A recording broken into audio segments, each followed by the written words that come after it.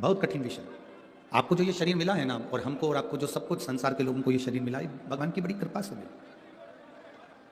अब भगवान की इतनी कृपा हुई कि आपको और हमको ये शरीर मिल गया। और कई लोग ऐसे हैं, शरीर तो मिला पर मालूम पड़े व्हील चेयर पर रहना पड़ रहा।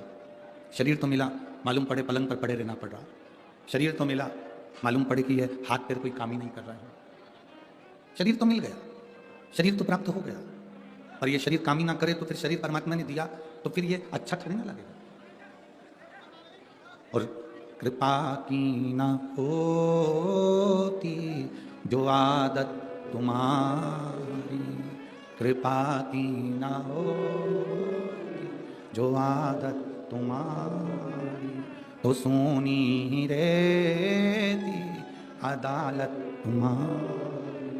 गरीबों के दिल में जगह तुम ना पाते, तो किस दिल में होती इबादत तुम्हारी। अगर भगवान कृपा ना करता, दया ना करता, उसकी करुणा ना होती, उसकी दया ना होती, तो ये शरीर भी अच्छा नहीं मिला होता। दुनिया का सबसे पहला सुखी व्यक्ति है निरोगी काया, दूसरे नंबर पर है घर में माया, पहले नंबर पर है आपकी काया सुखी हो, शरीर सुखी है। और इतनी कड़कड़ाती हुई ठंड में आप बैठकर कथा सुन रहे हो पंजाब भटिंडा की भूमि पर, मतलब यह पक्का है कि शंकर भगवान ने पूरा कैलाश का आनंद आपको यह भटिंडा की कथा में दिया और आप स्वस्थ हो, आप स्वस्थ हो। गुरु नानक देव जी ने एक शब्द कहा है मन को। गुरु नानक देव जी अपने शिष्यों को बहुत कुछ कहते हैं। गुरु नानक देव जी ने अपने शिष्य बने से कहा, दुकान चलाते चलाते, परिवार चलाते चलाते, नौकरी करते करते, परिवार को संभालते संभालते, मैंने जिस दिन ये कदम, गुरु नानक देव जी कहते हैं, जिस दिन ये कदम गुरु के द्वार तक चले जाएं, घर का काम करते करते, परिवार चलाते चलाते, व्यापार करते करते, व्यवसाय करते करते, नौकरी धंधा पानी करते करते, जिस दिन ये कदम गुरु के द्वार तक चले जाएं, जिस दिन ये कदम परमात्मा के द्वार तक चले जाएं, जिस दिन ये कदम उस परमात्मा रब के दरवाजे तक चले जाएं, तो समझ लेना कि तुमने चारों तीर्थ पूर्ण कर लिए हैं, तुमने अपने तीर्थ पूरे कर लिए। गुरु नानक देव जी कहते हैं, कर्म करते करते, काम करते करते, हमारा ये शरीर अगर किसी सच्चे गुरु की शरण में जा रहा है, भगवान के दरवाजे तक जा रहा है, मंदिर देवालय शिवालय तक जा रहा है, तो समझ लेना कि आप अच्छे कर्म कर लिए, आपने 4 धाम की यात्रा कर ली, अच्छे कर्म आपने कर लिए, ये चित्त आपके। और मैंने तेरे ही भरोसे बाबा, तेरे ही भरोसे हवा बिच उड़ती जावांगी, बाबा डोर हथों छड़ी ना में कटी जावांगी, बाबा मैं तेरी पतंग शंभू, मैं तेरी पतंग हवा बिच उड़ती जावांगी, बाबा डोर हथों छड़ी ना में कटी जावांगी। अपने जीवन की गाड़ी को चलाते चलाते परमात्मा का भजन हो जाना, यह श्रेष्ठ है। अपने जीवन को चलाते चलाते परमात्मा की भक्ति हो जाना, यह श्रेष्ठ है। हम एक बार पहले कथा में कहे हैं, शायद भटिंडा के मेरी जीजियों ने, मेरे जीजाओं ने, मेरी बेटियों ने, मेरे भाइयों ने सुना होगा, जितने लोग यहाँ कथा सुनने बैठे हैं इन्हें भी सुना होगा। हमने पहले कथा में कहा, जब तक तुम्हारी नौकरी चले, जब तक तुम्हारी दुकान अच्छी चले, पत्नी के जेवर बनवा दो। बोला था कि नहीं बोला था? जम के तो बोलो, बोला है ना? तुम्हारी दुकान अच्छी चल रही हो, तुम्हारी नौकरी अच्छी चल रही हो, तो पत्नी के जेवर बनाओ। व्यापार अच्छा चल रहा हो, नौकरी अच्छी चल रही हो, तो फिर प्लाट ले लो। नौकरी अच्छी चल रही हो, दुकान अच्छी चल रही हो, व्यापार अच्छा चल रहा हो, तो फिर मकान बना लो।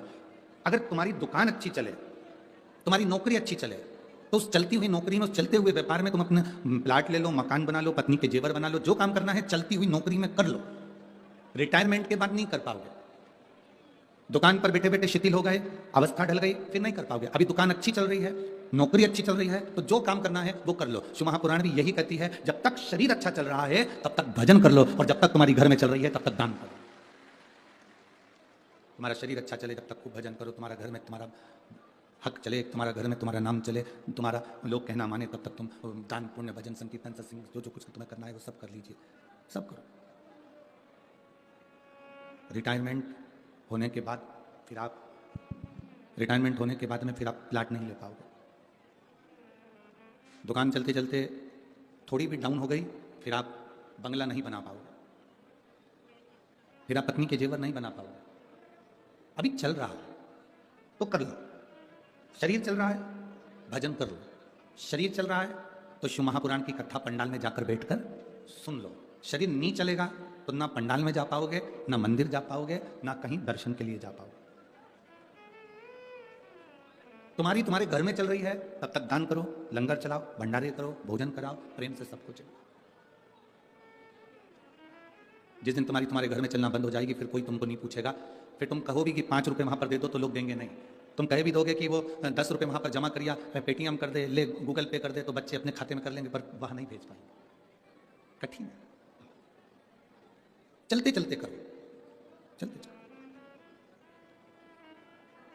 प्रथम सुख है निरोगी काया, ये शरीर का प्रथम सुख है, पहला सुख है। अगर ये शरीर, ये काया अगर ठीक है तो आप अपनी जिंदगी का सारा कार्य कर सकते हो, सब कुछ। काया ठीक नहीं है, कुछ नहीं कर पाओ। एक पत्र है,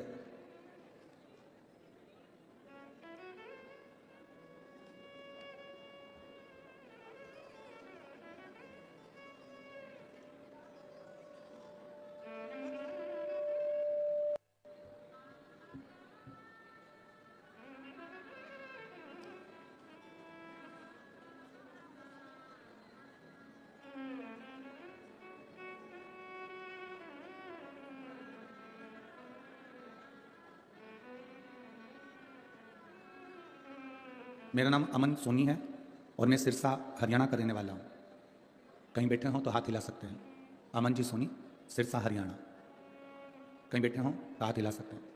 मेरा नाम अमन सोनी है, मैं सिरसा हरियाणा से यहाँ आया हूँ। मेरे पिताजी का नाम श्री धर्मपाल सोनी है। मेरा फ़ोन नंबर ये है। एक लोटे जल का मैं वर्णन करना चाहता हूँ। गुरुदेव, 2021 में मेरे पिताजी को पेट में गांठ हो गई, 2-3 गांठ और आई। पहले 2014 में एक बीमारी हो गई थी जिसमें नसें इनकी चोक होने लगी थी, जिसकी दवाइयाँ चल रही थी, जिसको प्रेक्निज्म ऐसी बीमारी कहते हैं जिसमें शरीर की नसें धीरे धीरे सिकुड़ना चालू हो जाती हैं। वो बीमारी उनको हो गई थी। कहीं बैठे हो तो हाथ हिला सकते हैं। पीछे है, हाथ हिलाओ एक बार। हाँ ठीक है। अच्छा, इधर पिताजी उधर बैठे हैं, ठीक है। आप उनके सुपुत्र हैं। अच्छा, पिताजी से निवेदन है वो भी हाथ हिलाएं, आप भी हाथ हिला दीजिए। शंभू श्री शिवाय नमस्तुभ्यं। एक बीमारी हो गई थी जिसमें नसें चोक होने लगी थी, शरीर सारी नसें सिकुड़ने लगी थी। फिर धीरे धीरे एक हाथ एक पैर कांपने लगा, काम करना बंद कर दिया। 2021 में उन्हें पेट में दर्द हुआ। तब सोनोग्राफी करने पर पता चला कि उन्हें पेट में हड्डियों के कैंसर हो गया है। गुरुदेव, पेट में रहते हुए वो कैंसर पूरे शरीर में फैल गया। अस्पताल में उनको रखा, कोई आराम नहीं आया। तब हमने पंजाब भटिंडा में दिखाने आया। साहब ने कहा कि कीमो करना पड़ेगा। एक कीमो करवाकर हम घर वापस चले गए। कीमो करवाने के बाद भी आराम नहीं हो पाया। तब हमारे नज़दीक में कोई ताई रहती हैं, उन्होंने हमसे कहा, वो सीवर वाला महाराज कहता है टीवी पर कि 1 लोटा जल समर्पित करा करो, किसी को भी घर के व्यक्ति को मंदिर भेज दो, जल चढ़ाए, वो जल लेकर आए, उनको दो, बेलपत्री का सेवन करो।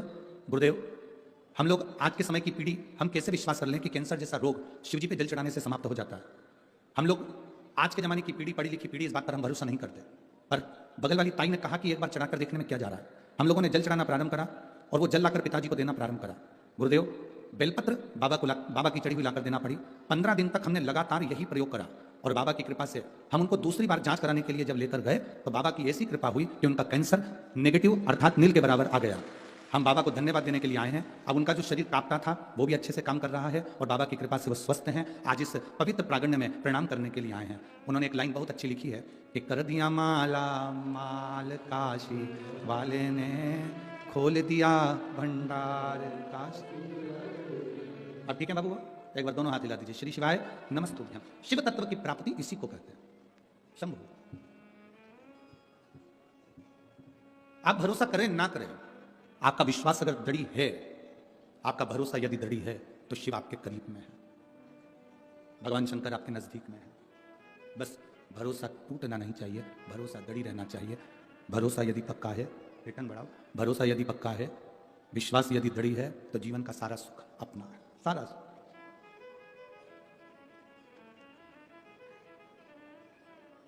बैठे हो आप यहां, शिव की कृपा है। सुन रहे हो कथा, शिव की कृपा है।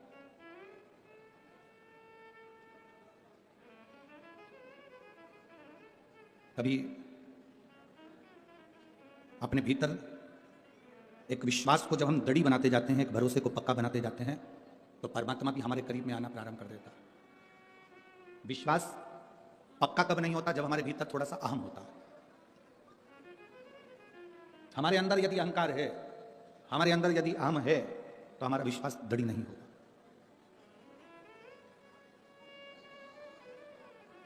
जो तुमने खाया है,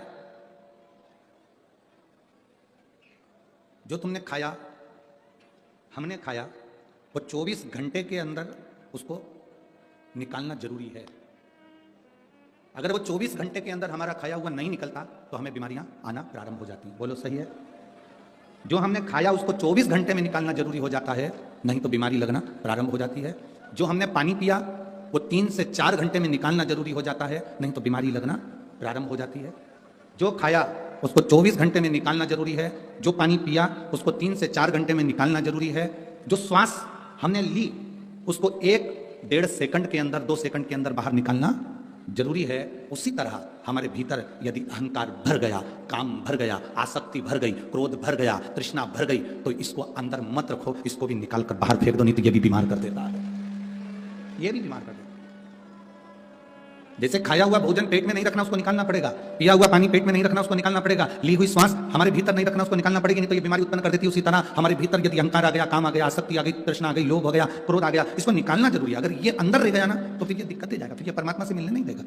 ढीले कम करो, ये परमात्मा से मिलने नहीं देगा, ये भगवान के करीब में नहीं आने देगा। हमारे भीतर का अहम हमें बाहर छोड़ना। ये जितने भी असुर होते हैं ना, राक्षस, ये केवल अहम में रहते हैं। एक बहुत अच्छा चरित्र आता है स्कंद पुराण के अंदर। महेंद्रपुरम के एक राजा थे, बड़े आनंद के साथ वो निवास किया करते थे। उनकी धर्मपत्नी भी भगवान शिव की भक्त थी और महेंद्रपुरम के राजा भी भगवान शंकर के भक्त थे। दोनों, पति भी और पत्नी भी शिव के भक्त थे। इन्होंने एक बार भी भगवान शंकर से कुछ नहीं मांगा। कोई जरूरी नहीं है कि आप शंकर के मंदिर में जाएंगे तो कुछ मांगना ही है आपको।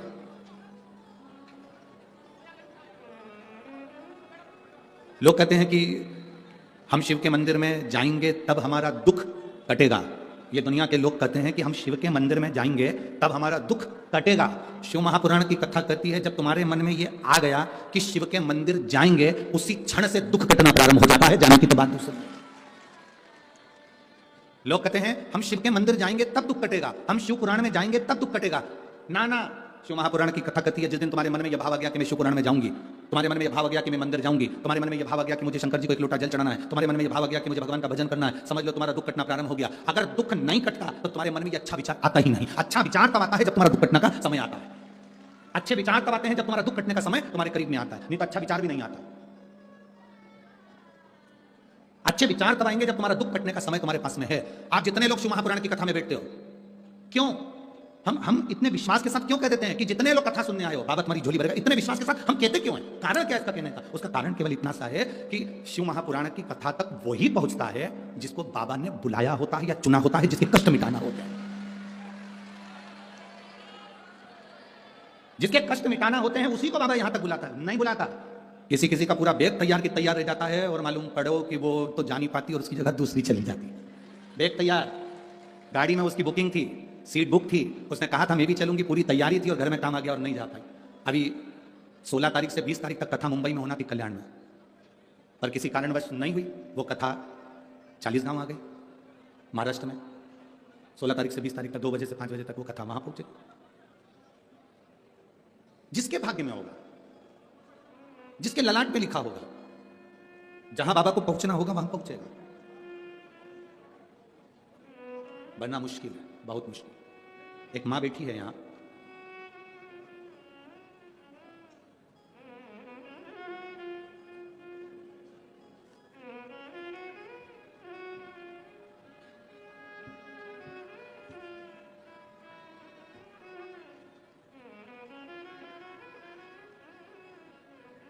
मैं पवन गर्ग निवासी गुड़गांव हरियाणा से हैं। मेरा मोबाइल नंबर ये है। कहीं बैठे हैं पवन जी गर्ग? आप ही हैं? दोनों हाथ हिला देगा। श्री शिवाय नमस्तुभ्यं। मैं पवन गर्ग निवासी गुड़गांव हरियाणा। एक बार वापिस हाथ हिलाओ। ठीक, मेरा मोबाइल नंबर यह है गुरुजी। भोले बाबा की कृपा का मैं क्या वर्णन करूं। 2020 मई में मेरा कैंसर का ऑपरेशन करके डॉक्टरों ने कैंसर की गांठ निकाल दी।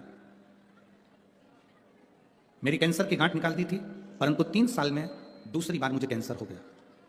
कैंसर गंभीर स्टेज पर पहुंच गया, पूरे शरीर में कैंसर फैल गया। डॉक्टरों ने कहा इतनी लास्ट स्टेज पर कैंसर है कि ये इंजेक्शन से कवर हो जाए तो बहुत बड़ी बात। हमको इंजेक्शन लगाना शुरू करा। वो इंजेक्शन इतना कष्टदायक था गुरुदेव कि उससे तो मौत भली है। इतना कष्टप्रद वो इंजेक्शन था जो मुझे हर महीने 3 महीने में लगने लगा। गुरुदेव, इतनी बड़ी बीमारी और इतना तकलीफदायक बीमारी है कैंसर। बाबा भोलेनाथ से प्रार्थना करना गुरुदेव कि किसी के शरीर को बाबा ऐसा कष्ट ना दे, सब स्वस्थ रहें, सब निरोगी रहें। गुरुदेव, डॉक्टर ने कह दिया कि तुम कुछ दिन के मेहमान हो और तुम्हारा शरीर अब बेकार हो गया है, इसमें इंजेक्शन से भी काम नहीं पड़ रहा। तब किसी ने कहा कि शिवजी पर जल चढ़ाओ, मौका मिल जाए तो किसी को सीहोर भेज दो। सीहोर जाकर कुबेरेश्वर धाम से मांग कर कंकर शंकर रुद्राक्ष लेकर आ जाए, पूजन कर। हम उस रुद्राक्ष को लेकर आ गए और उस रुद्राक्ष को तांबे के कलश में गलाकर शिवजी को चढ़ाते हैं। गुरुदेव, कुबेरेश्वर धाम साधारण धाम नहीं, शंकर का कैलाश पर्वत ही है। वहां का कंकर शंकर स्वयं हमारा कल्याण करता है। हमने उसको गलाकर पानी पीना प्रारंभ करा।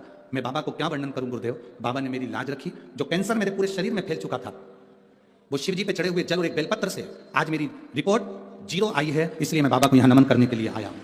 गुरुदेव, ये कथा का पंडाल नहीं है। टीवी वाले भी इस लाइन को जरूर पढ़ना जो उस बच्चे ने लिखी है। जितने लोग एलईडी पर कथा पढ़ रहे हो या लेटर पढ़ रहे हो तो इस लाइन को जरूर पढ़ना।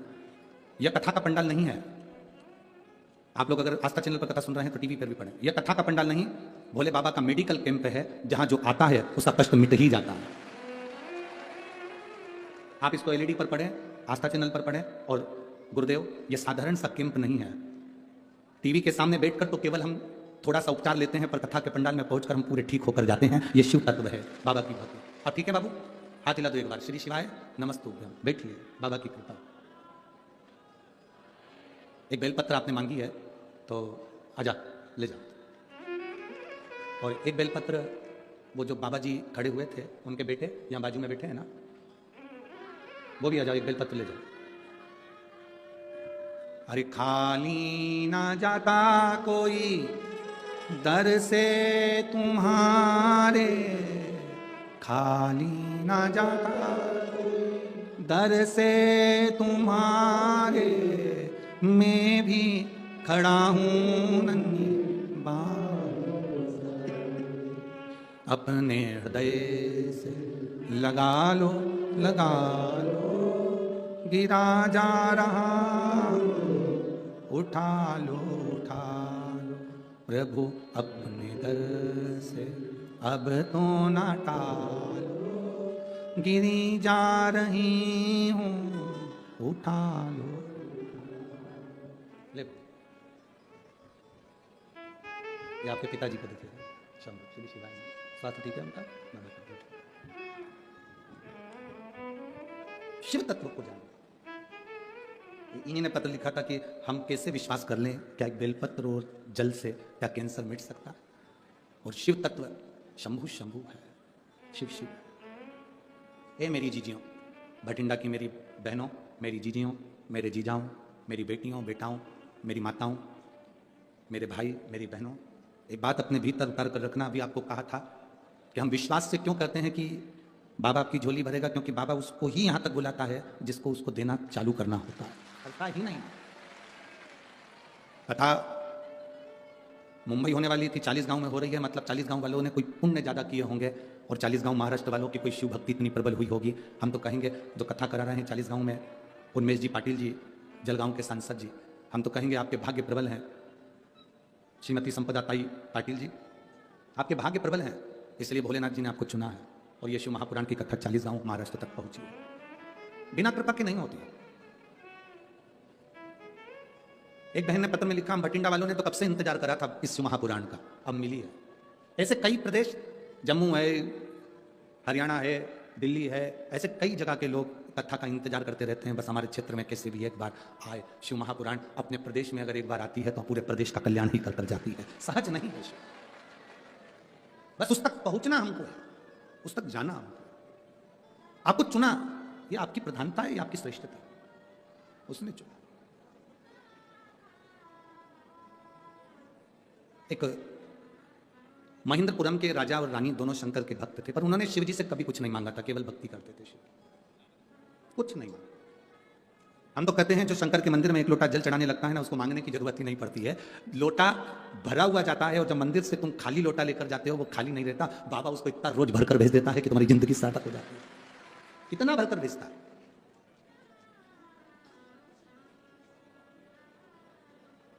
ये उसकी कृपा के बिना नहीं है, उसकी दया के बिना नहीं, उसने भेजा। शिव कथा कर रही है, महेंद्रपुरम के राजा ने शिव भक्ति करी, उनकी पत्नी ने भक्ति करी, कभी नहीं मांगा। अब बेटा जन्म लेने वाला है, महेंद्रपुरम के राजा की रानी गर्भ से है, गर्भित है।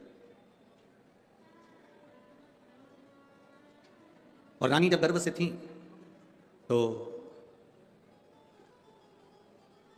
उनकी जो दासी थी, वो दासी शिव की विरोधी थी। बहुत ध्यान से सुना कि आपका मन करता है कि मंदिर जाऊं, आपका मन करता है शिव जी को एक लोटा जल चढ़ाऊं, आपका मन करता है शिव महापुराण की कथा सुनूं, आपका मन करता है शंकर की कथा को अपने जीवन में उतारूं, या कभी मौका मिल जाए तो एक बार मैं भी बेलपत्र चढ़ाऊं, एक बार मैं भी शिव महापुराण की कथा सुनने जाऊं, या आपका मन कर रहा है। कोई कोई मोहल्ले में, कॉलोनी में, क्षेत्र में, परिवार में कोई कोई ऐसा रहता है जिसको शंकर की निंदा करना अच्छा लगता है, शिव महापुराण की निंदा करना अच्छा लगता है। कोई कोई ऐसा रहता है, उसको निंदा प्रिय लगती है, उसको निंदा अच्छी लगती है। कितना बड़ा दोष है शिव महापुराण की निंदा, शंकर की निंदा, शंकर की निंदा करना या शंकर की निंदा सुनना। देव ऋषि नारद ने शिव जी की निंदा करी थी तो बंदर का मुंह लगा था। भगवान विष्णु ने शिव जी की निंदा सुनी थी तो उनको घोड़े का मुंह लगा था। उनका हयग्रीव अवतार हुआ था भगवान नारायण का, क्योंकि घोड़े का मुंह लगाया गया था, हमने निंदा सुनी थी। देव ऋषि नारद ने शिव जी की निंदा कर दी थी। रुद्राक्ष की माला जो भोलेनाथ जी ने पिनाकर भेजी थी उसको उठाकर जमीन पर पटक दिया था, शिव जी ने जो पिनाई। कितना बड़ा दोष है।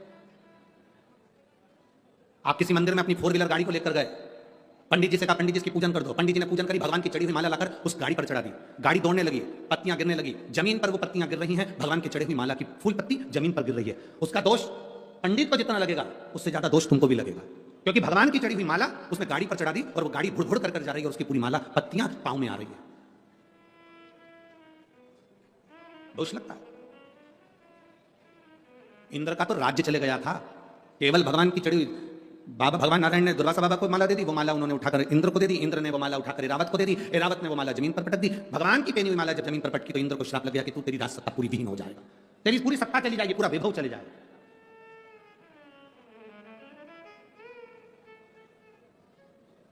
तेरा पूरा वैभव समाप्त हो जाएगा। हमारी ये व्यासपीठ की हमारी एक नियम है, हमारा व्यासपीठ का एक नियम, बेलपत्री हम उसी को देते हैं जिसके हृदय में जरूरत है। जिसको जरूरत नहीं, हम उसको बेलपत्र भी चेहरा देखकर समझ जाते हैं कि इसको जरूरत है कि नहीं। उसको क्या करेंगे देकर? ले गए, पटक दी, फेंक दी, कहीं काम की ना रही। एक बार कभी गीता प्रेस गोरखपुर की शिव महापुराण की कथा पढ़ना, और गीता प्रेस गोरखपुर की शिव महापुराण की कथा को पढ़कर देखना। गीता प्रेस की गोरखपुर शिव महापुराण की कथा में लिखा हुआ है कि शंकर भगवान की पोथी पर शिव महापुराण जहां हो रही हो, वहां जो बेलपत्र पोथी पर समर्पित होती है वो बेलपत्र नहीं रहती, वो दुनिया की सबसे बड़ी औषधि हो जाती है। उसका अध्ययन अगर आप लोग करेंगे, शिव महापुराण को अगर पढ़ेंगे तो आपके अध्ययन में आएगा, आपके स्मरण में आएगा। पढ़ो उसको। कहीं सीवर वाला हमारा झूठ तो नहीं बोल दिया कि अपने मन से बोल दिया। पढ़ो, विद्येश्वर संहिता पढ़ो, उमाखंड पढ़ो, कुमार संहिता पढ़ी है, पढ़ो उसको, उसमें मालूम पड़ेगा। क्यों किसी तीर्थ में जाते हैं तो पवित्र कुंड में, पवित्र सरोवर में, पवित्र तालाब में स्नान करते हैं। क्यों तीर्थ में जाते हैं तो संतों के यहां, गुरु के यहां हम लंगर छकते हैं। क्यों? 5 स्टार होटल में, किसी तीर्थ में जाना तो 5 स्टार होटल में भोजन मत करना, ये हम पहले भी बोले हैं। किसी तीर्थ में जाना तो उस जगह पर लंगर हो रहा हो, लंगर चल रहा हो।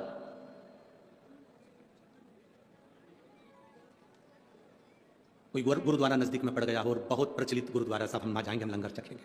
साहब कहीं पर प्रसाद का सुंदर संत का डेरा हो, साधु का डेरा हो, वहां कुछ रूखी रोटी भी मिल जाएगी तो उसको चख लेंगे। कितनी रोग, कितनी तकलीफों को ये हर लेता है।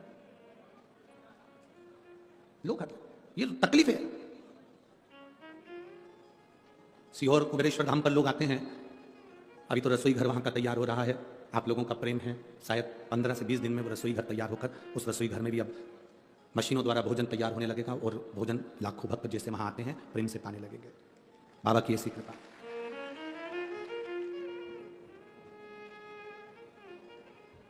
अब ठीक है पूरी तरह बाबा की बाबा का। पलंग पर पड़े रहते थे, इतना कैंसर फैल चुका था कि पूरा शरीर बेकार हो चुका था और डॉक्टर के हिसाब से हर 3 महीने इंजेक्शन लगता था इनको। अब ये बाबा की कृपा से पंडाल में बैठकर कथा सुन रहे हैं। ये शिव कृपा है, अवघड़ी की कृपा, शिव तत्व। बोल बम का नारा है, सारी समस्या का हल शिव तत्व की प्राप्ति का। एक निंदा करने वाली ने निंदा करना प्रारंभ करा। महेंद्रपुरम के राजा रानी शिव भक्त थे और एक उनकी सेविका ने निंदा करना प्रारंभ करा। सेविका निंदा कर, गर्भ में बच्चा होना, गर्भ में संतान होना, तो थोड़ा ध्यान रखना कि गलत संगति से दूर रहना। लोग गलत संगति किसको समझते हैं कि साहब ये मत खाना, वो मत खाना, ऐसा मत करना, वैसा मत करना। गलत संगति इसको भी कहते हैं कि आप निंदा ना सुने, आप चुगली ना करें, आप, क्योंकि बच्चे में वो असर आ जाए, बच्चे में वो असर आ जाता है। एक बार हम कहीं कथा करने के लिए गए, और कथा करने के लिए गए तो वहाँ पर एक जजमान, उस समय बहुत पहले की बात है, 15-20 साल पहले की, तो वो जजमान उन्होंने कहा कि गुरुजी आपको हमारे घर आना ही पड़ेगा। अब 20 साल पहले की बात है, तो हम गए उसके यहाँ गए तो उसका एक 9 साल का लड़का, उसकी माँ ने सेब कतर के रखा, केला ला कर रखा, फल ला के रखे, उसका लड़का दौड़ कर आया, हमने तो खाया ही नहीं, उससे पहले वो सब खा गया। 9-10 साल का लड़का, 9 साल का। थोड़ी देर बाद उसकी माँ ने चांदी के गिलास में दूध भर कर रखा। चांदी का गिलास जल्दी गर्म हो जाता है और दूध के कारण और ज्यादा गर्म हो गया। वो लड़का दौड़ कर आया, गटर गटर करके दूध पी गया। चलो कोई बात नहीं। उसकी माँ आंखों में आंसू भरकर हाथ जोड़कर कहने लगी, आपका अपमान हो गया गुरुदेव। हमने कहा कोई बात नहीं जीजी, अपमान तो चल जाएगा, पर एक बात पूछूं तेरे से, ये कैसे हुआ? इतना सा ये अपमान तो चल जाएगा अपनी जगह पर, कोई इतना बता दे ये कैसे हुआ। उसने कहा गुरुजी जैसे आप कथा करने आए हमारे गांव में, जब ये गर्भ में था, एक महाराज जी कथा करने के लिए आए थे, उन्होंने कह दिया था कि खूब खूब सुंदरकांड का पाठ करो। मैं गर्भ के समय पर खूब सुंदरकांड पढ़ी, इतना पढ़ी कि एक दिन में 6-6 बार, एक दिन में 8-8 बार। हमने कहा जी फिर बस उसके बाद ये मेरा जो बेटा हुआ है गुरुजी, पेड़ पे चढ़ जाता, नीचे कूद जाता, बिल्डिंग से नीचे कूद जाता, आगे के बर्तन भगोने उठा लेता, हमको लगता है हमारे घर में हनुमान आ गया है। अब हम क्या करें गुरुजी, इसकी शांति का उपाय बताओ। हमने कहा हनुमान चालीसा पढ़ो। अब क्या कर सकते हो? अरे पवन तनय संकट हरन मंगल मूर्ति रूप, राम लखन सीता सहित हृदय बसो। एक बात बहुत अच्छे से सुनना। अरे तुम्हारी बीपी की गोली है ना, शुगर की गोली है ना, वो डॉक्टर कह देता है सुबह शाम एक एक लेना। डॉक्टर 2 गोली का डोज कब देता है? जब तुम्हारा बीपी शुगर ज्यादा ही गड़बड़ हो रहा। बोलो सही बात है कि गलत है? नहीं तो एक गोली बहुत है। पंडित जी ने ये थोड़ी ना कहा था कि दिन भर 24 घंटे सुंदरकांड पढ़ो। तुमने टेबलेट ज्यादा ले ली, गोली ज्यादा खा ली। पंडित जी ने कहा था सुंदरकांड का पाठ करना, पर ऐसा नहीं बोला था कि 24 घंटे पढ़ना।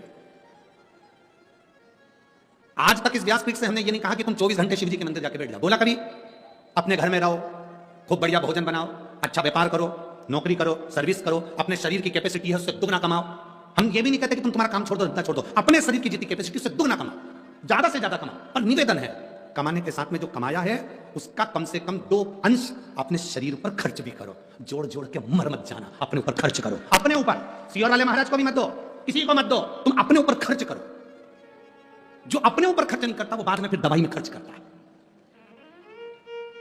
हम कभी नहीं कहते कि तुम हमको दो, तुम तो तुम्हारे ऊपर खर्च करो ना, जो कमा रहे हो। दुकान पर बैठकर अगर आज तुम्हें 20,000 रुपए कमाए हैं, उसमें से कम 200 रुपए, 500 रुपए, 1,000 तो अपने ऊपर खर्च करो। बेटा कटे हुए सेव फल का मोबाइल रख लिया है, क्या बोलते हैं उसको? इतने समझदार बेटे थे तुम, जोरदार, सब चतुरो। बेटा कटे हुए सेव फल का मोबाइल रख रहा है, बेटा एप्पल का मोबाइल रख रहा है, और तुम आवाज ही नहीं आ रही, आवाज ही। इतने से पोता पोती मोबाइल तो ऐसे चलाते हैं, दादाजी के मोबाइल का फंक्शन बिगड़ता तो वो पोता पोती से सुधरवा लेते। इधर हाँ दादू क्या हो गया, देख इसमें आवाज नहीं आ रही, वॉल्यूम कम होगा। दादू मेरे को देख, उसने फंक्शन निकाला, वॉल्यूम तेज, अब जोरदार। तो बच्चे ने पूछा, दादाजी ने पूछा क्यों रे तुझे मोबाइल चलाना किसने सिखाया? किसी ने नहीं, जब मैं पेट में था मम्मी। दिन भर चलाते, दिन भर। अब असर तो आएगा, वो असर कहाँ जाएगा? वो आएगा। सारे फंक्शन आते हैं उसको, सब फंक्शन आते हैं उसको। ये भी फंक्शन ऐसा नहीं है जितने तो तुमको प्रश्न के उत्तर नहीं आते उतने उसको आते। एक बच्चा अपनी दादी की गोद में जाकर बैठ गया और दादी से बोला, ओ दादी। दादी बोली क्या है? टे बोल टे। दादी ने बोला टे क्या होता है? तू बोल तो प्लीज दादी, एक बार तू टे बोल। दादी बोली मैं टे नहीं बोलूंगी, तू पहले बता मुझे टे क्यों बोल रहा है। दादी तू पहले टे बोल। दादी बोले नहीं बोलूंगी। दादी ने 5 रुपए दिए, ले टॉफी खा लेना, अब बता मुझसे टे क्यों बुलवा रहा है। दादी रात को मम्मी पापा पलंग पे बैठ के बात कर रहे थे, जब बुढ़िया टे बोल जाएगी तो सारी प्रॉपर्टी अपनी हो जाएगी, सब प्रॉपर्टी। भटिंडा वालों कुछ भी हो जाए पर टे नहीं बोलेंगे अपन काहे को टे बोले? ये तो लगे हैं तैयारी में। बच्चे जो सीख रहे हैं वो हमको दे रहे हैं, जो सीखे हैं। आप निंदा सुनेंगे, बच्चे अंदर निंदा को ग्रहण करेंगे। आप उत्तरा का चरित्र है, अभिमन्यु का चरित्र है। अभिमन्यु ने जो श्रवण करा था वो सामने प्रकट किया, बस चक्रव्यूह से निकलना नहीं आया, नींद लग गई, नींद लग गई, निकलना नहीं आया। गर्भ में जो बच्चा था, मां परमात्मा का भक्त थी, पिता परमात्मा के भक्त थे, पर घर में जो बच्चे ने जन्म लिया वो परमात्मा का भक्त नहीं निकला। उसके अंदर निंदा इतनी भर गई थी कि शिव का द्रोही हो गया, निंदा भर गई, वो शिव का द्रोही असुर हो गया।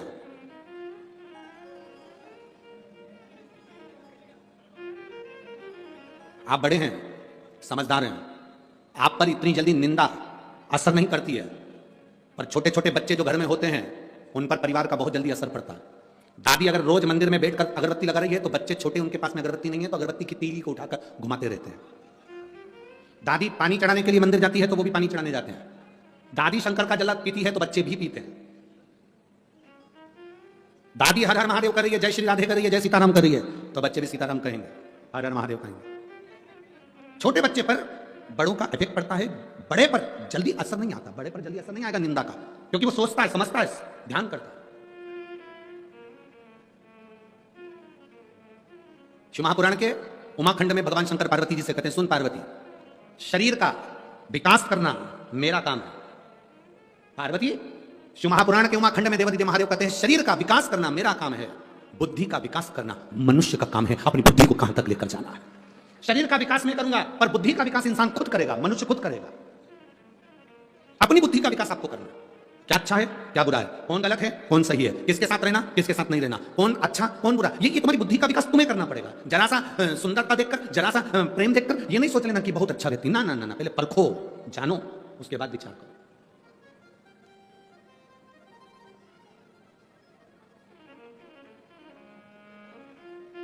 और जब तक तुम परखोगे नहीं, जानोगे नहीं, तब तक जीवन का सुख पाने वाले नहीं हो। महाराज, जीवन का सुख नहीं पा सकते।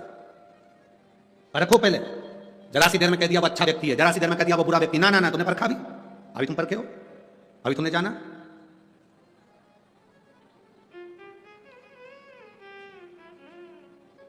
तुम परखोगे तब मालूम पड़ेगा ना। तब पहले तुम भटिंडा के लोग जब टीवी पर कथा देखते होंगे, सुनते होंगे, तो कहते होंगे इतना सारा लोग आता है कथा सुनने के लिए, इतने सारे भक्त आते हैं शिव महापुराण कथा सुनने के लिए। अब भटिंडा के लोग जब अपने खुद के ग्राउंड में देख लिए, बाहर दरवाजे के बाहर खड़े रहे, अंदर जगह नहीं मिली बैठने को, तब समझ में आया इतने आते हैं, इतने आते हैं, तब समझ में आया। आप किसी को अच्छा कर रहे हो, पहले उसकी अच्छाई को अच्छे से जानो। आप किसी को बुरा कर रहे हो, पहले उसकी बुराई को जानने का प्रयास करो। क्यों बुरा है वो, किस लिए बुरा है? संसार में कोई ऐसा नहीं जन्मा जो बुरा हो, संसार में कोई नहीं जन्मा जो बुरा हो। कई लोग कहते हैं हम तो बड़े तकलीफ में, हम तो भगवान ने हमारी दृष्टि नहीं करी, हम तो दुनिया के सबसे दुखी व्यक्ति हैं, भगवान ने हमें क्यों पैदा कर दिया, हम तो मर जाएं तो अच्छा। हम उनसे कहते हैं ईमानदारी से बोलो, तुम जिस कमरे में सोती हो, तुम जिस कमरे में सोते हो, उस कमरे में कितने लोग हैं जो पूरे घर का टाला, झाड़ू, बर्तन मांजने का सामान, बेकार टूटा फूटा सामान, बेकार टीवी, बेकार फ्रिज अपने कमरे में रखते हैं। तुम में से कोई है जो सोने वाले कमरे में बेकार फ्रिज रखता है? तुम में से कोई है जो अपने कमरे में बेकार टीवी रखता है? तुम कोई है जो बेकार फटे हुए जूते, फटे हुए कपड़े अपने कमरे में रखते हो? बेकार लैंप, बेकार सामान, बेकार ट्यूबलाइट, बेकार बल्ब अपने कमरे में रखते हो? अटाला कोई अपने कमरे में नहीं रखता, रखते हो क्या? अपने कमरे को लोग वीआईपी बनाकर रखते हैं, एकदम क्लीन, एकदम साफ। वही सामान रखते हैं जो मेरे यूज करने का है, वही सामान रखते हैं जो मेरे प्रयोग का है। जब आप अपने कमरे में अटाला नहीं रखते, कबाड़ा नहीं रखते, तो भोलेनाथ अपनी पृथ्वी पर कबाड़ों को क्यों रखेगा? उसने वीआईपी को रखा है, अच्छों को रखा। ब्रह्मा ब्रह्मलोक का, वैकुंठ भगवान विष्णु का, और पृथ्वी शंकर भगवान की है। मृत्यु लोक में अगर आपका जन्म हुआ है, समझ लेना आप डायमंड हीरा हो, समझ लेना आप हीरा हो। बस अपनी पहचान करना चालू करो, अपने को पहचानो कि मैं क्या हूं।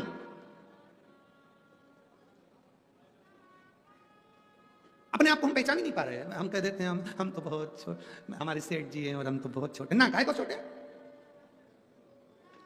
उसने जन्म दिया पृथ्वी पर तो हीरा बनाकर पैदा करा। जितनों को मेरा परमात्मा पैदा करता है उतनों को कुछ ना कुछ हुनर देकर भेजता है। बस उस हुनर को हमें खोजना है, और जिसने अपनी जिंदगी के उस हुनर को खोज लिया, समझ लो वो जिंदगी में नाम कमा कर चले गया। उस हुनर को खोजने की तैयारी, उसको खोजो। लोग कहते हैं कैंसर जैसी बीमारी का रोग का इलाज नहीं, लोग कहते हैं लीवर किडनी का इलाज नहीं। हम कहते हैं एक बार दिल से शिव महापुराण की कथा सुनो और भगवान शंकर पर एक लोटा जल चढ़ाना प्रारंभ करो। ऐसा दुनिया में कौन सा रोग है जो महादेव नहीं हर सकता? हरेगा, बस तुम्हारा दिल और विश्वास पक्का रखना। एक पत्र है, देखिए।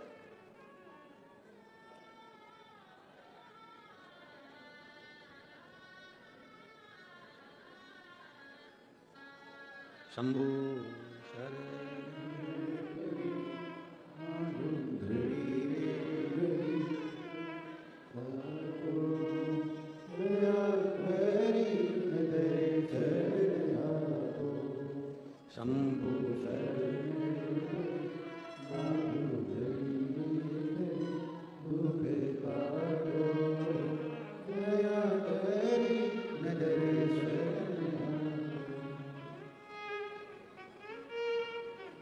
मेरा नाम निर्मला देवी है। मैं बरनाला की रहने वाली हूँ। बरनाला की रहने वाली हूँ। कहीं बैठी हैं? कहा कहीं बैठी हो तो हाथ हिलाइएगा। मेरा नाम निर्मला देवी है। मैं बरनाला की रहने वाली हूँ। आप ही हैं? हाथ हिला दो एक बार। श्री शिवाय नमस्तु। मैं बरनाला की रहने वाली हूँ गुरुजी, एक बार वापस हाथ हिलाओ। श्री शिवाय नमस्तु। मैं भोले बाबा का क्या वर्णन करूँ? पूरे परिवार को परख लिया, पूरे रिश्तों को परख लिया, पर कोई साथ नहीं देता। देता तो बाबा ही है साथ। गुरुदेव, कर्जा ज़्यादा हो गया था, बहुत ज़्यादा मात्रा में कर्जा बढ़ गया था। शायद इसको चुकाना मुश्किल था, इतना कर्जा था। रोते रोते जीवन निकल रहा था, आंसू भर भर कर रोते, क्योंकि कर्जा इतना है कि कैसे चुकाए। पर आपकी कथा टीवी पर आई और उसने बल प्रदान करा। आपने बेलपत्री के कांटे, बेलपत्री की पत्ती, शमी पत्र का एक उपाय आपने बताया, और उस उपाय को बाबा की कृपा से हमने केवल एक बार करा। और बाबा का मैं क्या गुणगान करूं गुरुदेव। आज मैं बाबा की कृपा से पंडाल में बैठी हूं, पूरा कर्जा चूक गया, तब मैं कथा सुनने के लिए आई हूं। मैंने भी संकल्प लिया था जब तक कर्जा नहीं चुकेगा तब तक पंडाल में नहीं जाऊंगी, पर मेरे बाबा ने मेरा पूरा कर्जा चुकाया। शायद मेरी जिंदगी में इतना बड़ा कर्जा किसी का नहीं होगा जो मेरे ऊपर था, पर मेरे बाबा ने चुका दिया। आज मैं बाबा को नमन करने के लिए आई हूं, बस बाबा को प्रणाम करने के लिए आई हूं। ठीक है बाबू, श्री शिवाय नमस्तुभ्यम। बैठिए। हर हर। एक पत्र और देखिए। मेरा नाम राकेश कुमार, गांव मौजगढ़। मौजगढ़ है क्या? मौजगढ़, अबोहर, पंजाब। कहीं बैठे हैं? मेरा नाम राकेश कुमार, गांव मौजगढ़, अबोहर, पंजाब के निवासी हैं। कहीं बैठे हो तो हाथ हिला सकते हैं। पीछे हैं क्या? हाथ दिख गए हो? ठीक है, एक बार हाथ हिलाओ वापिस। ठीक है, गेंद बिल्कुल बाउंड्री पर देखिए। दिख गए? हाँ ठीक है, वापिस हाथ हिलाओ जी। हाँ दिख गए, ठीक है। श्री शिवाय नमस्तुभ्यम। अच्छी पिच मिली है। मेरे पिताजी को 26/11/2022 को बहुत तबीयत बिगड़ गई। डॉक्टर को दिखाया, पता चला कि पिताजी को कैंसर है, वो भी 3rd स्टेज का है। हम इलाज के लिए बीकानेर ले गए, इलाज चला, पर डॉक्टर के हिसाब से कोई गारंटी नहीं थी, और धीरे धीरे कैंसर ने पूरे शरीर पर फैल चुका था। हालत इतनी बिगड़ गई कि डॉक्टर को फिर चेक कराया तो वो 4th स्टेज पर आ गया। डॉक्टर हमें बोला कि आप इनको ले जाओ, तुम्हारे पिताजी को वापस घर ले जाओ, केवल 2 से 3 दिन, इन्होंने पत्र में लिखा है, आप पढ़ेंगे, 2 से 3 दिन के मेहमान हैं, इनकी सेवा करो। हम उनको घर लेकर आ गए। गुरुजी बहुत दुखी हैं। जब बहुत दुखी हो गए, रास्ता नहीं नजर आया, तब पड़ोस की महिला हमारे पिताजी को देखने के लिए जब आई तो उन्होंने बताया कि आप शिव जी को 1 लोटा जल चढ़ाया करो, बेलपत्र खाया करो, शंकर जी पे चढ़ी, कुंदकेश्वर महादेव का नाम लो, शिव जी का स्मरण करो, शंकर का गुणगान करो। हमने वैसा की वैसे करना प्रारंभ करा। गुरुदेव, बाबा बाबा है, एक बेलपत्र और 1 लोटे जल में क्या न जाने क्या है, आज तक समझे नहीं थे, पर शिव पुराण के माध्यम से समझ में आ गया। हमारे पिताजी अब धीरे धीरे जो पलंग पर पड़े रहते थे, उठ नहीं पाते थे, कैंसर पूरे शरीर में फैल चुका था। 2 दिन के मेहमान थे, इसमें हमने लिखा, नीचे लिखा है 2 दिन के मेहमान थे। बाबा की कृपा से उन्हें धीरे धीरे चलना प्रारंभ करा, बोलना प्रारंभ करा, और उनका स्वास्थ्य ठीक होने लगा। बाबा का हम क्या गुणगान करें गुरुदेव। उनके शरीर में 4th स्टेज का कैंसर के साथ में एक गठान और हो गई, जो गठान 19 mm की थी। जब 19 mm की गठान का जांच प्रारंभ हुई, तब हम बाबा का जल पिलाते, बेलपत्र खिलाते, और फिर 15 दिन बाद हमने जांच कराई तो वो कैंसर की गठान 2 mm पर आकर रुक गई, और बाबा की कृपा से अब उनको आराम है। हम यहाँ प्रणाम करने के लिए आए। ये शिव तत्व है। देखिए बहन, हर हर महादेव। बैठिए। शिव भक्ति है, एक विश्वास, एक भरोसा, एक दृढ़ता। कोई कहता है कि हम कैसे मंदिर जाएं, हम शिव को नहीं मानते, हम इस धर्म के, हम उस धर्म के। हम कहते हैं तुम्हारे घर में अगर कोई बीमार पड़ता है तो डॉक्टर के पास जाते हो कि नहीं जाते? डॉक्टर से पूछते हो कि तू कौन से धर्म का है? डॉक्टर से पूछते हो कि तुझे कौन सा रोग लगा है? डॉक्टर से पूछोगे कि तू ब्राह्मण की, क्षत्रिय की, वैश्य की, शूद्र है? नहीं, डॉक्टर से अपना रोग बताओगे और उसका इलाज करवाओगे। डॉक्टर कौन है भाई, इतना अपनी बुद्धि में बिठाना। तुम कोई भी हो, कोई भी धर्म के हो, अगर जीवन में तकलीफ है तो बिना संकोच के, आग लगे बस्ती में अपन रहो मस्ती में, 1 लोटा जल उठा और महादेव के पास पहुंच जाओ, शिव जी के पास पहुंच जाओ। दुनिया कहे कि कहने दो, जो बोले बोलने दो, अपशब्द बोले बोलने दो, ताना दे देने दो, आड़ टेढ़ा बोले बोलने दो, तुम अपना हर ज्यादा करो। हमारे शरीर में अगर रोग है तो हमें शिव के द्वार जाना पड़े, शंकर के द्वार जाना। एक माता बैठी हुई है यहां, उसकी एक कामना पूरी हो गई थी। जब से कामना पूरी हुई थी आज तक उसने अन्न नहीं खाया। 18 दिन हो गए उसको। कहीं बैठी होगी यहीं कहीं, हाथ दिलाएगी एक बार, कहां बैठी है? 18 दिन। उसका पत्र भी था।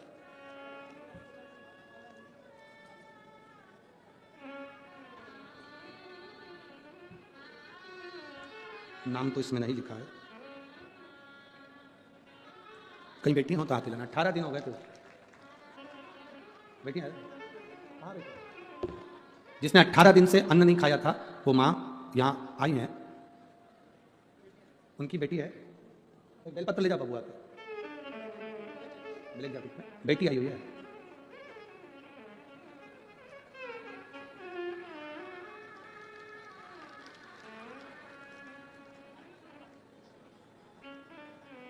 शंभु शरणे पड़े मांगू घड़ी रे दुख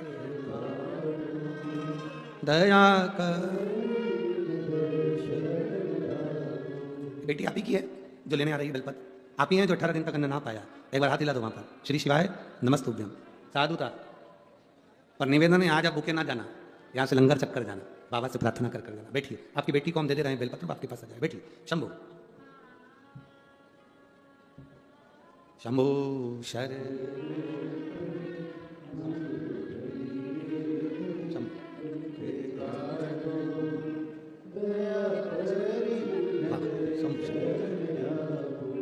शिव तत्व कह रहा है, वो घड़ी है। आप जिस कामना से आए हो बाबा सुनता है। श्रवण, निंदा श्रवण कर कर बेटे ने जन्म लिया, वो बेटे का नाम भानु कोपन हुआ। जिस बेटे ने जन्म लिया उसका नाम भानु कोपन हुआ। महेंद्रपुरम के राजा के घर में लड़के ने जन्म लिया जिसका नाम भानु कोपन हुआ। वो भानु कोपन इतना तीव्र था क्योंकि शंकर और पार्वती का आराधना माता पिता ने करी थी, तीव्रता बहुत थी, पर बुद्धि में निंदा भरी हुई थी, इसलिए असुर प्रवृत्ति का था बड़ा तीव्र। सो रहा था, सूर्य की किरणें उसके ऊपर आ रही थी, उसको क्रोध आ गया, उसने अपना हाथ बढ़ाकर सूर्य को पकड़ लिया था हाथ में, इसलिए उस बच्चे का नाम भानु कोपन पड़ा। भानु सूर्य को पकड़ लिया था। अब सूर्य को पकड़ लिया, देवता उन सब घबरा गए। भास्कर देव कहां चले गए, सूर्य देव कहां गए, सब विनय करे। मालूम पड़ा कि सूर्य देवता को तो भानु कोपन ने पकड़ लिया। छोटे सा बच्चा जो पलना में सो रहा है, छोटा सा बच्चा जो पलने में सो रहा है, झूले में सो रहा है, उसने सूर्य देवता को हाथ में पकड़ कर रखा। देवता आए छुड़ाने के लिए, कोई से छूटे ना। तब ब्रह्मा जी आए खुद छुड़ाने के लिए, छूटे ना। तब भगवान शंकर ने भानु कोपन के माता पिता से कहा कि सूर्य देवता को छुड़वाइए, इनको वर प्रदान करते। पलने में झूलते हुए भानु कोपन को वर दिया।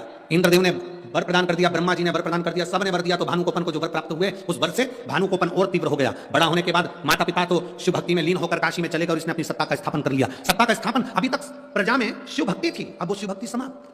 अब केवल अहम, अहंकार, क्रोध, लोभ, आसक्ति, वासना, तृष्णा, केवल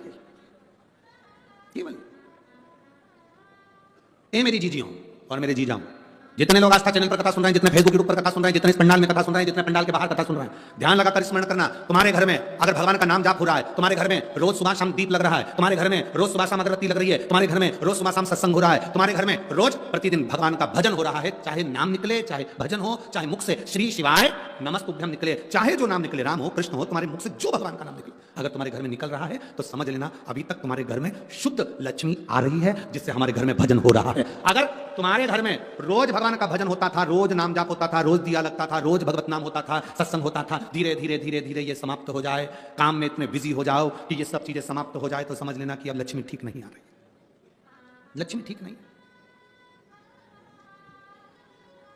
एक विचार करिएगा, एक राजा के महल के पास में एक व्यक्ति रहता था, उसके पास में बहुत अच्छी कमाई होती थी। अच्छी कमाई होती थी तो उसने सोचा मैं करूं क्या, इतना सारा धन आता है, मैं क्या करूं। उसने अपनी पत्नी से पूछा कि मैं इतना धन इकट्ठा हो रहा है, अगर मैं पैसा इकट्ठा करके रखूंगा तो चोर चुरा के ले जाएंगे, सोने की ईंट रखूंगा तो चोर ले जाएंगे, चांदी की ईंट रखूंगा तो चोर ले जाएंगे, अब मैं करूं तो करूं क्या। पत्नी बड़ी समझदार थी। ना जाने लोगों को क्या हो जाता है जो पत्नी को समझदार नहीं समझते।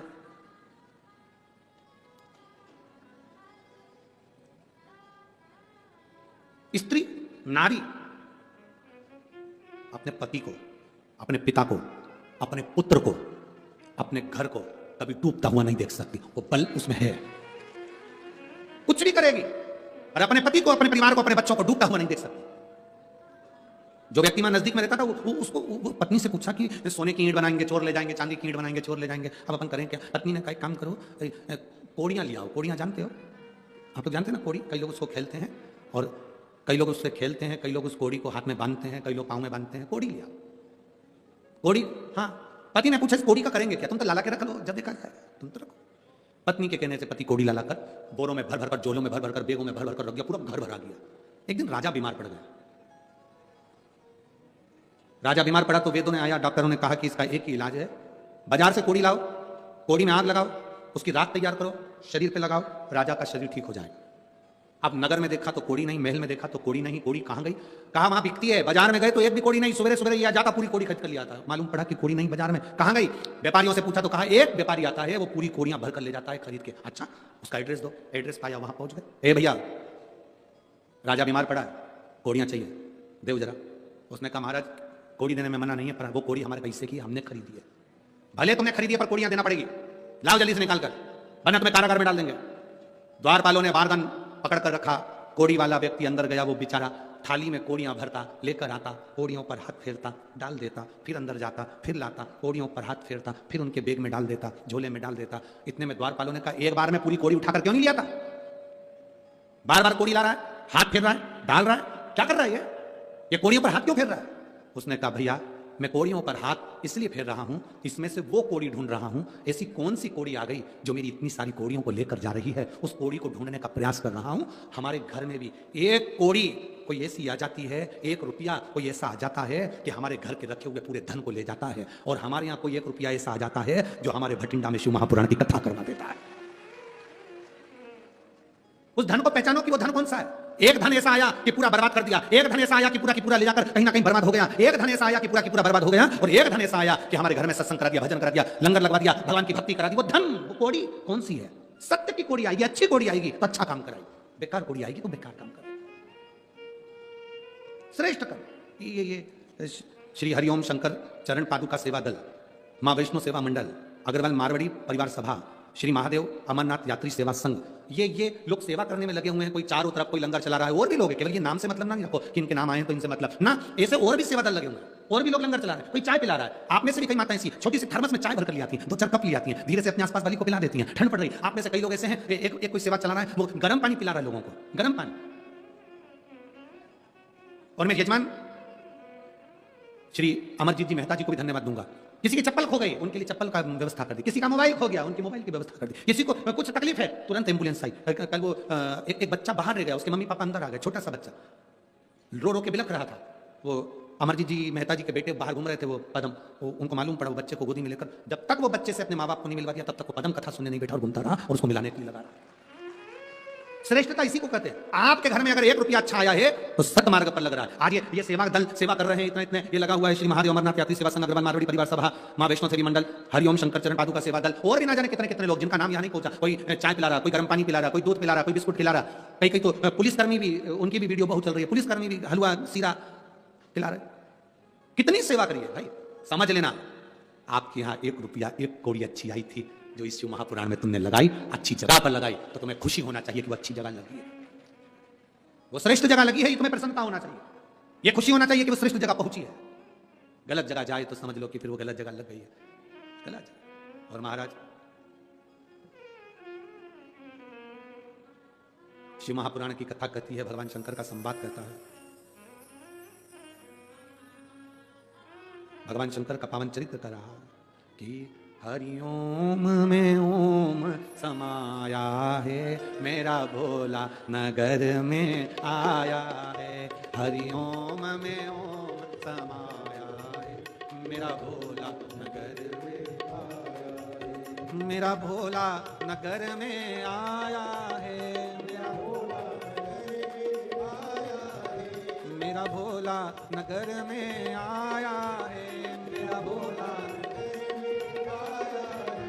हरिओम में ओम समाया है, मेरा भोला नगर में आया है। हरिओम में ओम समाया है, मेरा भोला नगर में आया है, मेरा भोला मेरा भोला नगर में आया है, मेरा भोला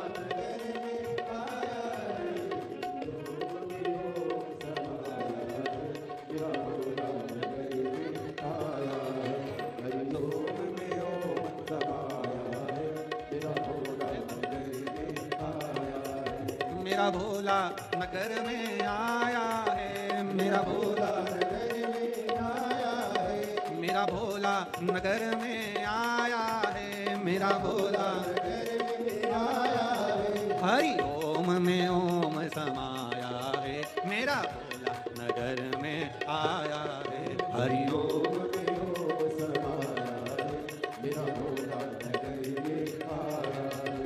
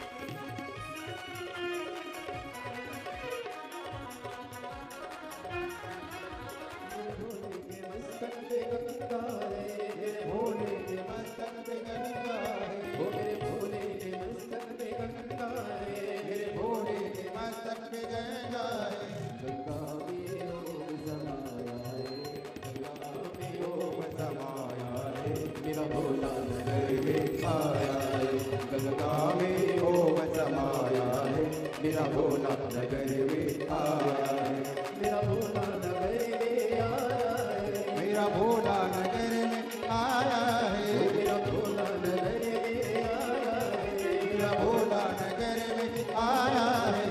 हरि ओम समाया है, हरि ओम समाया है, मेरा भोला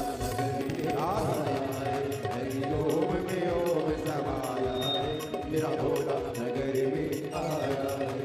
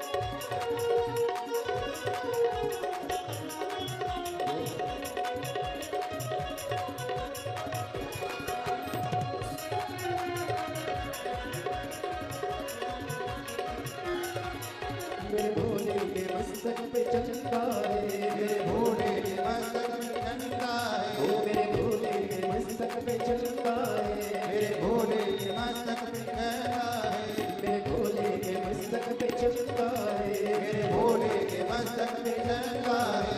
चंदा में हो चंदा में ओम समाया है, मेरा भोला नगर में आया है।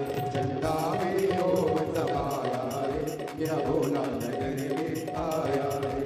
हरिओम में ओम समाया है, हरिओम में ओम समाया है, मेरा भोला नगर में आया है। हरिओम में ओम समाया है, मेरा भोला नगर में आया है। मेरा भोला नगर में आया है, मेरा भोला नगर में आया है, मेरा भोला नगर में आया है, मेरा भोला नगर में आया है। हरि ओम में ओम समाया है, मेरा भोला नगर में आया है। हरिओम में ओम समाया है, मेरा भोला नगर में आया है। हरि ओम में ओम समाया है, मेरा भोला नगर में आया है। हरिओम में ओम समाया है, मेरा भोला नगर में आया है। हर हर महा। अपने स्थान पर बैठकर आज कथा का विराम दिवस है। बाबा से दिल से कह कर जाना, बाबा से प्रार्थना कर कर जाना। जहाँ जगह मिले वहाँ बैठकर बड़े भाव से दिल से प्रार्थना करिएगा। बहुत दूर दूर से आप लोग आए हैं, बाबा से दिल से प्रार्थना करेंगे। आज कथा का विराम दिवस है। जब आप श्री शिवाय नमस्तुभ्यम बोलेंगे और सब दुख काटने की बात करेंगे, उसके बाद बाबा से अपने मन की बात जरूर कहिएगा, जरूर प्रार्थना करिएगा। कार्यकर्ता भी जहाँ खड़े हैं वहीं बैठकर बोलें। जो बीच बीच में जा रहे आ रहे हों वो भी बैठकर बोलें। बार बार कोई भटिंडा में कथा नहीं होती। वो तो मेहता जी को धन्यवाद है जिन्होंने ये कथा को यहाँ भटिंडा पंजाब में लेकर आ गए। तो ये शिव कृपा है, दया है। जहाँ जगह मिले वहाँ बैठकर दिल से प्रार्थना करना। आप जब सीहोर आए 7 मार्च को महाशिवरात्रि के अवसर पर रुद्राक्ष उत्सव में, तब आपका पत्र सीहोर की व्यासपीठ पर हो, हम तो बाबा से यही प्रार्थना करते हैं। इतना जल्दी बाबा आपसे, क्योंकि रुद्राक्ष उत्सव में भी अभी 3 महीने बाकी हैं, तो वो 3 महीने में वो सुनता भी है, देता। दिल से कहिए।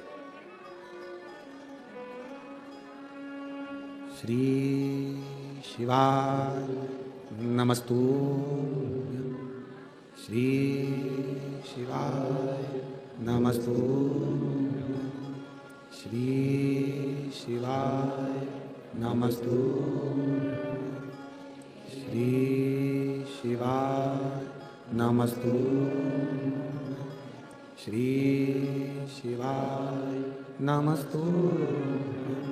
भोला सब दुख काटो मार, ओ भोला सब दुख काटो मार। शिव शंकर जपो तेरी माला, भोले बाबा जपो तेरी माला।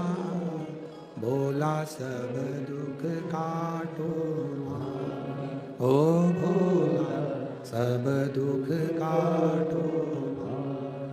वेश है मंगल मंगलकारी, वेश है मंगल मंगलकारी। शमशान वासी हमारा, शमशान वासी हमारा। ओ भोला सब दुख काटो मार, ओ भोला सब दुख काटो। भगवान शिव की कथा कर रही है। भानुकोपन को सारे वर मिल गए, उपद्रव मचाया, किसी से भय तो खाता ही नहीं था। देवताओं ने स्तुति करी भानुकोपन को मारने के लिए भगवान शिव से। शंकर भगवान बोले कि ये मेरे शिष्य हैं, महेंद्रपुरम के राजा और रानी और उनका बेटा है। निंदा सुनने के कारण ऐसी औलाद पैदा हो गई, ऐसी संतान हो गई, इसलिए मैं इसको नहीं मार सकता।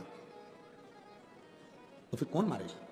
शिवजी ने कहा षडानंद कार्तिकेय जी से अगर प्रार्थना करी जाए, और षडानंद कार्तिकेय जी की धर्मपत्नी देवसेना यदि शिव आराधना में लीन हो जाए, जिस समय पर देवसेना शंकर भगवान की आराधना कर रही हो, जिस समय देवसेना शिव की आराधना कर रही हो, उस समय पर कार्तिकेय जाकर यदि इस भानुकोपन को मारेंगे तो ये प्राण छोड़ेगा, निश्चित है ये। बहुत सुंदर बात यहां पर कही गई, जब हम शंकर भगवान को जल चढ़ाते हैं, आराधना करते हैं, या श्री शिवाय नमस्तुभ्यम कहते हैं, या हम भगवान शंकर का अभिषेक कर रहे होते हैं, पूजन कर रहे होते हैं, आराधना कर रहे होते हैं, तो कहते हैं जैसे देवसेना शिव जी की आराधना में लगी रही और उसके पति ने जाकर भानुकोपन का संहार करा। शिव पुराण कहती है जब हम शंकर की आराधना करते हैं उस समय पर हम जो भगवान शिव की आराधना करते हैं तो हमारे जितने पाप हैं, जितने कष्ट हैं, जितने दुख हैं, जितने तकलीफें हैं, इनको भगवान शंकर के पुत्र कार्तिकेय आकर समाप्त कर ही देते हैं। यह शिव तत्व है।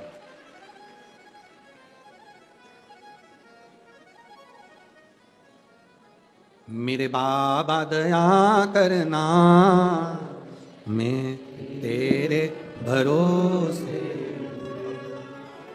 अगर हम जल चढ़ा रहे हैं, हम शिव की आराधना कर रहे हैं, हम भगवान शंकर की भक्ति कर रहे हैं, तो हमारे ऊपर आने वाली तकलीफें, दुख, कष्ट, परेशानियां शिवपुत्र षडानंद कार्तिकेय समाप्त कर देते। एक नियम लेकर जाओ इस भटिंडा पंजाब की पवित्र भूमि से, एक नियम लेकर जाओ। मैं प्रतिदिन शिव नाम का स्मरण अवश्य करूं, श्री शिवाय नमस्तुभ्यम बोलूं, केवल अपने ही दुख के लिए नहीं, घर में परिवार में जितने भी सदस्य रह रहे हों, परिवार में जितने भी लोग रह रहे हों, उन सभी के कष्ट के निवारण के लिए। एक पत्र है, देखिए,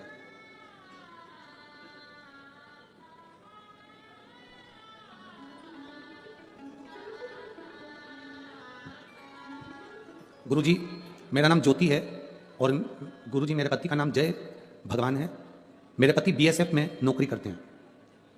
हम फिरोजपुर पंजाब से आए हैं। कहीं बैठे हो तो हाथ हिला सकते हैं, कहीं पर बैठे हो तो हाथ हिला सकते हैं।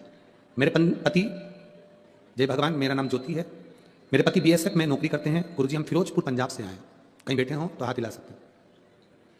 फिरोजपुर पंजाब से आए हैं, वहीं के रहने वाले हैं। और बाबा का हम क्या गुणगान करें गुरुदेव। मेरे पति को मिर्गी की बीमारी हो गई, दौरे पड़ने लगे। 2015 से उनको दौरे पड़ रहे थे, हर 2 दिन में, 15 दिन में, 8 दिन में, 10 दिन में उनको दौरे पड़ते, वो गिर जाते, फिर आना उनको प्रारंभ हो गया। हमने राजस्थान के, पंजाब के सारे डॉक्टरों से उनका इलाज करवाया, दिल्ली में भी इलाज करवाया, पर उनके दौरे आना बंद नहीं हुए। हर 15 दिन में, 8 दिन में उनको मिर्गी का दौरा आ जाता, फिट आ जाते, गिर जाते। सब दूर का इलाज करवाया, अंग्रेजी दवाई, देसी दवाई सब कराई, पर आराम नहीं लगा। पहली बार 2015 से दौरे आ रहे थे, 2022 में हमने पहली बार शिव महापुराण की कथा सुनी। बाबा के मंदिर में मैं अपने पति से कहती थी कि बाबा के मंदिर को तुम सफाई कर आओ, जो बेलपत्री चढ़ी हुई मिले वो मंदिर में नंदी के पास बैठकर खाना चालू करो। मेरे पति जाते, मंदिर की संभाल करते, सेवा करते, देखरेख करते, सफाई करने के बाद बेलपत्र नंदी के पास बैठकर खा लेते, शिवजी पे जल चढ़ाते, मंदिर को पूरा साफ कर आते। गुरुदेव, मैं बाबा को यहाँ धन्यवाद देने के लिए आई हूँ। 2022 और 2023 पूरा निकल गया, मेरे पति को एक बार भी फिट का दौरा नहीं आया। मैं बाबा को यहाँ नमन करने के लिए आई हूँ, मैं बाबा को यहाँ प्रणाम करने के लिए आई। नहीं है, ठीक है। शिव तत्व की प्राप्ति है। शंभू घोघड़ी, एक पत्र एक बच्चे ने भेजा है। मेरा नाम दीक्षा है, मेरा गांव मिर्जी वाली, मैं हनुमानगढ़ राजस्थान से हूँ। मेरी उम्र 8 साल की है। मैं आज तक किसी को देख नहीं पाया हूँ क्योंकि मैं जन्म से ब्लाइंड हूँ। मैं आंखों से अंधा हूँ, ब्लाइंड हूँ। केवल आपकी कथा से मैंने शंकर को अपने दिल में बिठाया है। शिव कैसा होता है मैंने केवल कथा से जाना है। आज तक मैंने शंकर भगवान का चेहरा नहीं देखा। क्या एक बार व्यासपीठ पे आपको छू सकता हूँ, आ सकता हूँ? कहीं बैठा है क्या बाबू? कहीं बैठा है बालक? मेरा नाम दीक्षा है और मेरा गांव मिर्जी वाली, में हनुमानगढ़ राजस्थान से आया हूँ।